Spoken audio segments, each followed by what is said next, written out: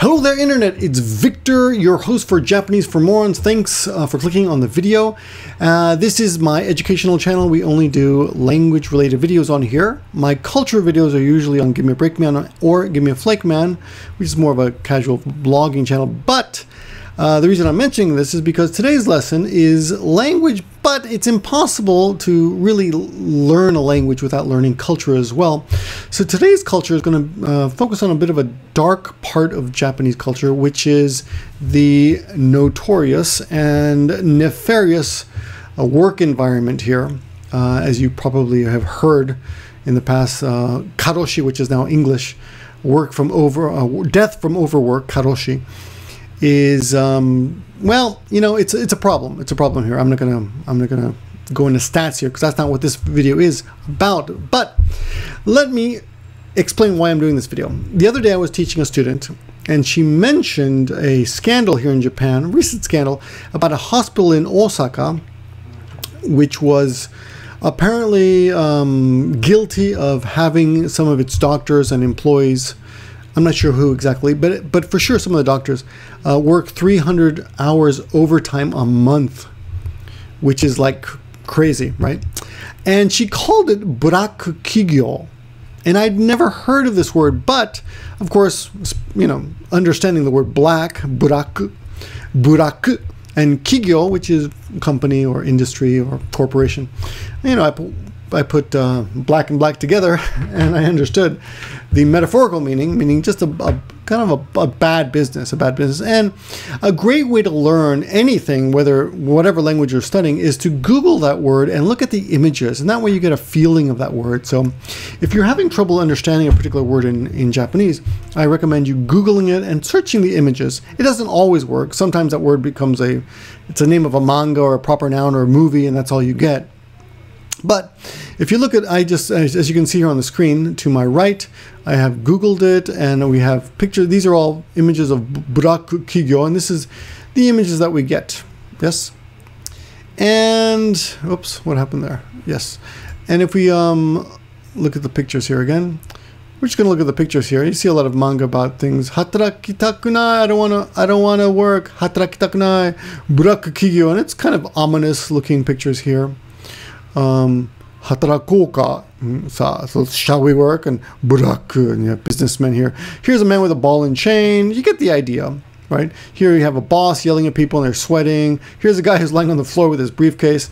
So you get the idea of what burakku kigyou is. And here we have a picture of different examples. You have a boss yelling about the sales going down, a guy hitting his employee, a guy telling his employee to work faster, a guy yelling on the telephone, a guy hitting his employee, a guy smoking and talking down to his employee, a guy throwing darts. I'm not sure what that's supposed to be.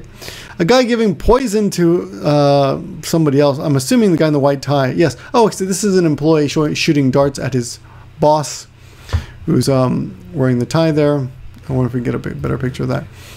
And let's see, what else do we have here? We have, so the employee is poisoning the boss, and then, oh, and at the end, I quit. So he's actually quitting. So that's kind of cool. You know, these are examples of burakku. This is what, when you Google image or image Google the word burakku kigyou, this is what you get. Now, what I've done today is done a little bit of research about what kind of companies are burakku kigyou, and I thought that would be today's lesson. So let's look at this list that I have here. And of course, as always, in the description you will find the vocabulary. So this particular site I found has three categories or three ways to define what a burakku kigyou type of company is. And I thought I'd go through some of that vocabulary with you, and also to help you remember, point out words that are related. So to help you remember, because some of these are not actually that common, but they are related to other words that are common. So let me explain. Number one, I guess, characteristic of a burakku kigyou is shain o tsukaisute ni suru. Shain o tsukaisute ni suru. Tsukaisute ni suru. Using and disposing of employees. That's what it means. right? And if we look at the vocabulary here, the first word is shain, and I'll just go down here. I'll just show the vocabulary. Shain, employee. You might notice the first kanji there is the same kanji as kaisha. Very important word. You should know that word. Basic. O indicates what the verb will act on. So the word preceding the wo is the object. Remember, Japanese goes backwards. In English, the object follows the verb. In Japanese, the object precedes the verb. Tsukau is to use. Suteru means to throw away. Combine those and you get the expression tsukaisute, disposable. And something has just come up here. What's here? Let me just close that. Tsukaisute, to throw away. So disposable or throw away. Tsukaisute camera would be a disposable camera. Sometimes you can just tsukaisute and people just understand, oh, it's disposable. Now, nisuru means I'm going to choose that or I decide on something. If you go to a restaurant and you can say, ramen nisuru, I'll choose the ramen. Or beer nisuru, I'm going to drink beer. And you just order that way or tell your friends what you are going to eat or drink that way. Or what you're going to choose. Anything you choose, you say nisuru. So in this case, let's go back. Shain employs, disposable nisuru. So they literally doing disposing of the employees. So using and disposing. Tsukaisute. Use and dispose. That's number one. Number two, Teichingin de choujikan roudouを課す. Okay. Oh, and I didn't put in English here. Let's put that there. Let's see. Let's see, what would be the verb here? To impose a levy, to assign? I would say to make people, well, the subject is actually, the subject here is, it's not in the sentence, but you can assume to make people, or let's say, even though it doesn't say it, employees, people, work long hours at a low wage. And I'll explain how I got to that in a second. Here we go. Te is low. Now you might know the word saite, which is worst or lowest, and often women will say saite to someone who's terrible. You're terrible, saite. Now Teichingin would be minimum wage. Teichingin. Kin, of course, is money, but when it's pronounced in this jukugo, when you pair it up with this other kanji, it becomes gin. So kin, K-I-N, becomes gin, G-I-N. Now, in this case, what they've done is they've cut the saite chingin they've cut the saite off. So we get rid of that. And it says Teichingin. See, that's what we have left. And that's not minimum wage, but just low wage. It may not be the lowest wage, but just a very poor salary. Teichingin. Go back to the number two. Teichingin de is at. Chou is nagai or long, also pronounced nagai. Jikan, so long hours. Right? Long choujikan. You might be familiar, and if you're not, you really should know. This is a very basic, low-level word. Nagai, which is long. Well, there it is. I did have low salary there. Nagai, let's see. Choujikan roudou. Roudou is to work. And the last word there is kasu, impose, assign, levy, kind of a formal word. You don't see that much. You won't see that much at all. But let's go back to this pair here. Roudou, manual labor. The first kanji there, ro, is labor, thank for, reward for, toil and trouble. Though you don't use it usually singular, and even the kanji is not that common when it's alone. It's usually used in combination with other kanji. But the next kanji of this pairing here, this jukugo, a pair is called a jukugo, by the way. Jukugo. This jukugo is made up of two kanji. The first one not so common. The second one very common, and that's hataraku or hatarakimasu, hataraku, to work. Hatarakimasu. Now, regular work, for example, I have work tomorrow. You would just say shigoto. Whoops, shigoto. And I often tell my son, shigoto, I have to go to work. And he'll say shigoto. And that's work as in I have to go to my job, right? To work is to actually, move your body and work is hataraku. I am working. Hataraiteru, hataraiteimasu, hatarakimasu. I have to work. Wo again indicates what the verb will act on, and kas, impose, assign, and levy. So let's go back to the original. And we have low salary at the low salary, long hours, working, impose. So impose long working hours at a low salary. I guess let's do it that way. Let's do imposing imposing long working hours at a low salary is a more literal translation of number 2.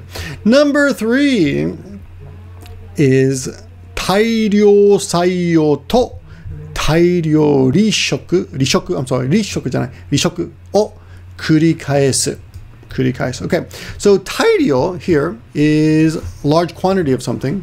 採用 is using or employing. So using something, using a large quantity of something, and to can be to or ya. There's other ways to say it. Even ni sometimes.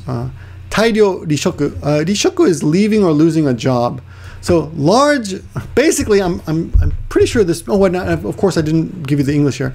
I'm pretty sure this means we'll save that to the end. This means we have we hire a lot of people and we let a lot of people go. So companies that hire a lot and have a high turnover, basically. Kurikais, and kurikais is actually turnover, right? Now let's go back up a little bit. Go again through the vocabulary. 大量, large quantity. 採用, use or adoption, employment. To is and. Then we have 大量 again, large quantity. Then 離職, leaving or losing a job. 離職 is not that popular. I have never heard that word before, but you can tell from the kanji here. 離 is leaving and shoku is job, so leaving a job. But you should know this unfortunate word, 離婚, which is divorce. Yes. So there you go. You will hear that word a lot. Of course, the opposite of that would be kekkon. And notice the second kanji is the same. So we have kon here, kekkon, and ri to divorce. Okay. Shoku-in, by the way, the second kanji, go back to the original word here, is rishoku, leaving or losing a job. Shoku is also job. And you might come across this word, it's pretty common, shoku-in, which is staff member, personnel. Sorry, very similar to a word we learned earlier in today's lesson, which is shain. And notice the second kanji are the same. And shain is a company employee. I think there's a slight difference as in, a shain is any employee. A staff member, I think, is a little bit more part of the company. Though there are certain words that indicate someone who's a full member. Though shokuin you don't really see that much, but shain you do. So company employee is shain. So maybe a shokuin is someone. Yeah, you know, I don't really know exactly what the difference is. If anyone does, please let me know. This will be good homework for me, which I will make a follow-up video to this. So keep watching these videos in order, and you will see a follow-up video indicating what exactly the difference is between shokuin and shain. Though I will tell you, shain is much more common.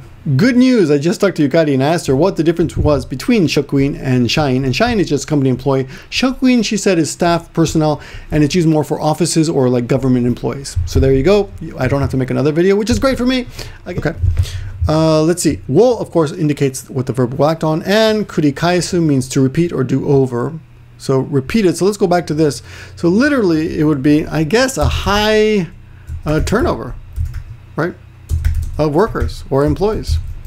But literally, what they're saying, the literal definition here or translation here would be large quantity of hiring and large quantity of people leaving the job and repeating. Kurikaisu. Now, kurikaisu is a great word. You hear that a lot. Kurikaisu. Repeat. So those are basically the three definitions that we use to indicate a burakku kigyou. And that's it. Now, as always, thank you for watching. As always, please steal the description. Put it into your notes. I think it's very, very useful. As always, I learn a lot making these videos, and I hope you do too. If you do have any special requests about these lessons, please let me know. I'm enjoying going my way with these and just picking things that inspire me to make lessons. But if you have a certain question or you'd like to make a lesson about a certain topic, please feel free. And that's all for today. Today started off as a J news because I'd heard about this hospital. But oh yes, this is a good point. When I heard about the hospital, I was talking to Yukari about this kigyou expression, burakku, and she said it's not used for hospitals really. So it's usually used for companies. So it's a bit strange that my student would use it that way, but it just goes to show you that even Japanese will use words in ways that may not be the correct way. But of course, if we understand it, then it's fine. So it's a great word to use when someone has a shitty job. Hopefully you'll never have that situation yourself, but at least you'll know how to talk about it. Anyway, that's all for now. Thanks for watching. And as always, if you'd like to support me, please check out the links to Patreon in the description and other things down there as well. And I'll see you guys in the next video. Oh yeah, and check out Maggie Sensei. Check out at the end of this video, Maggie Sensei always making great new videos, great new lessons. Yeah, check it out. It's great. It's great. It's really great.